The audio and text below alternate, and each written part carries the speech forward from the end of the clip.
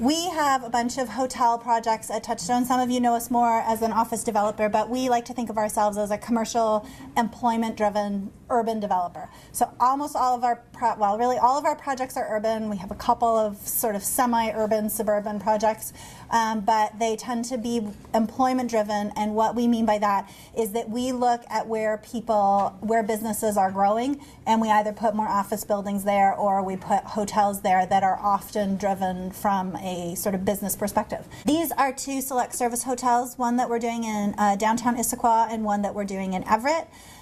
Interestingly, one of the challenges we found to doing kind of urban suburban projects is that it's very difficult to park them, right? If you are doing a project and your parking spots are below grade, the parking spots cost you about $30,000 a stall to build.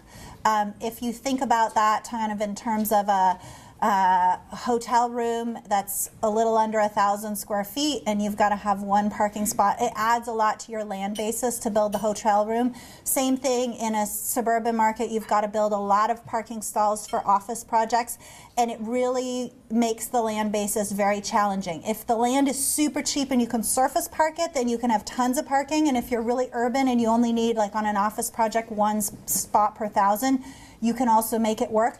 But that sort of hybrid of like expensive-ish land that is kind of in downtown Everett or downtown Issaquah can be harder to get the parking to work because you still need the really high parking ratio, but then you've got a really high cost to build those stalls, and it effectively like jacks up your land cost.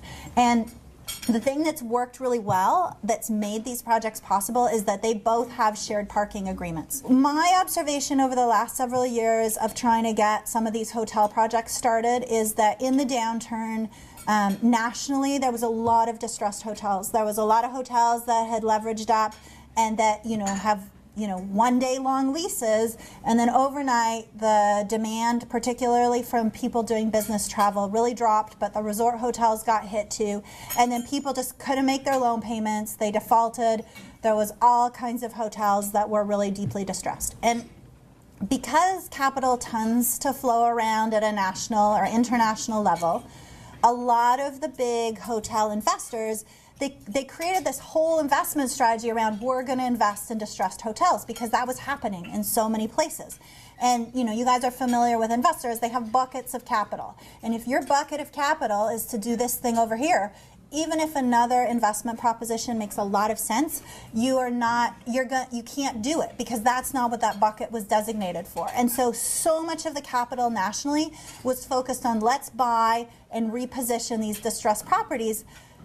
Except that in Seattle, we didn't have distressed hotels. We had some projects teed up to do development, and it made a ton of sense. And we had investors 4.5 years ago that would come to us and they would say, I just can't do a development in Seattle. And then 5 minutes later, they'd be saying, and I couldn't find a room anywhere in Seattle. My admin had to call 5 hotels before I could find a room. And you'd say, well, doesn't that tell you something? And they were like, well, but we only have buckets of capital to do distressed hotels. So what does that mean for us? Well, it means that now that the aggregators of capital are finally having a bucket that's about new development again, a lot of that money is flowing to Seattle. This whole parking thing, the cost of parking that I brought up before, is a huge, huge factor in how I see our kind of office market developing over the next 15 to 20 years. We are getting to where most sites that are close enough in the region, the land price is up enough that you can't surface park it. And so that means that you're doing structured below grade parking, and that means that you have to go to a place where enough of your employees can get there by transit, because you can't be building 3 per 1,000 of parking in a place where the land cost is north of $40 an FAR.